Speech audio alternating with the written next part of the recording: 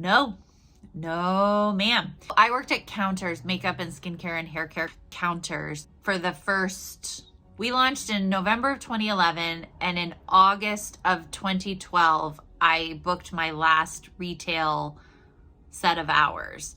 And then September, I was not doing it anymore because my friend Tamar, who owns Gotham Glow, said, you need to stop because you're telling the universe that you don't need their help. It was very scary. I didn't have a ton of sales, you know, and I also didn't have money coming in like through some other way.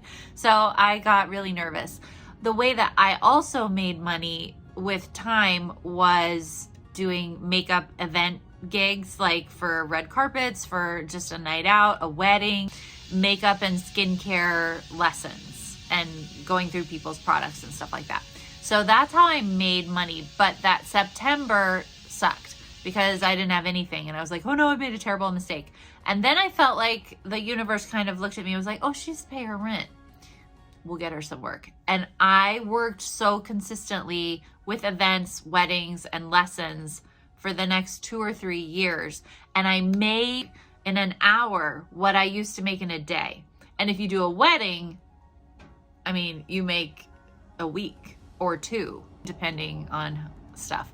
So weddings were great. So if I booked like 2 weddings a month, I was like, okay, I'm good. I can focus completely on Erin's Faces. So that's how I did it. And so I did not draw a salary from Erin's Faces. I supplemented with me working outside of it. But I also didn't have the sales to really support me not having another job. Jumped off the cliff of retail, and I had been working 5 days, and I went down to 4, and then I went down to 3, and then I went down to 2, and then I went like out.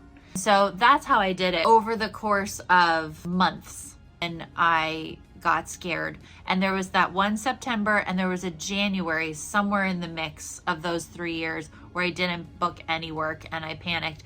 And those 2 months were the only months that I had a challenging time financially with outside work. Otherwise, I was able to book enough that really supported me. And then eventually, Erin's Faces started paying me. And that was great. It's totally possible. If you have a question about small business stuff, let us know. Heater came on again. And we'll answer it. Okay, bye.